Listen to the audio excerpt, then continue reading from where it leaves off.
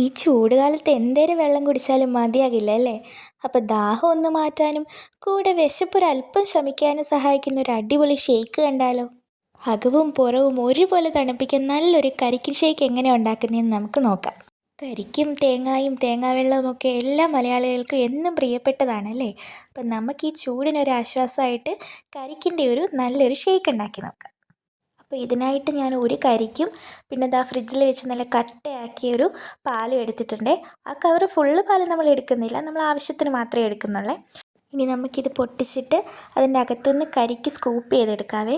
തിന്നായിട്ടുള്ള കാമ്പുള്ളതാണ് ഏറ്റവും നല്ലത്. അത് കുറച്ച് കട്ടി വെച്ചാലും കുഴപ്പമില്ല, പക്ഷെ തിന്നായിട്ടുള്ളതാണെങ്കിൽ കുറച്ചുകൂടി ടേസ്റ്റ് കൂടുതലായിരിക്കും.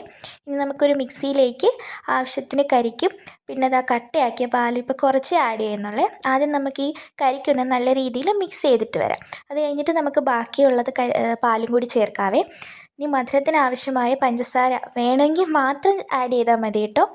ഞങ്ങൾക്കിവിടെ കുറച്ച് മധുരം താല്പര്യം ആയതുകൊണ്ടാണ് നമ്മൾ മധുരം ചേർക്കുന്നത്. അപ്പോൾ നമ്മൾ നന്നായിട്ട് ഇനി അടിച്ചെടുക്കാൻ പോവുകയാണേ. അടിച്ചതിന് ശേഷം നമുക്കിനി കുറച്ചുകൂടെയുള്ള പാലോട് ചേർത്ത് നന്നായിട്ട് മിക്സ് ചെയ്യാം. അപ്പോൾ നമ്മുടെ ഇളനീർ ഷേക്ക് ഇവിടെ റെഡി ആയിട്ടുണ്ടേ. നമുക്കിനി അതൊരു ഗ്ലാസ്സിലേക്ക് സെർവ് ചെയ്യാവേ. ഇത് മധുരമില്ലാതെ ഉണ്ടാക്കിയാൽ ഇത് ഏറ്റവും ഹെൽത്തി ആയിട്ടുള്ളൊരു ഡ്രിങ്കാണ്. ഈ ചൂടത്ത് ഇത് ഹെൽത്തിനും അടിപൊളിയായിരിക്കും. കരിക്ക് ഷേക്ക് നമുക്ക് പല രീതിയിൽ ഉണ്ടാക്കാവേ. തിക്കായിട്ടുള്ള ഷേക്കായിട്ടും കുറച്ച് ലൂസായിട്ടുള്ള ഷേക്കായിട്ടും അങ്ങനെ പല രീതിയിൽ നമുക്കിത് കരിക്ക് വെച്ച് ഉണ്ടാക്കിയെടുക്കാവേ.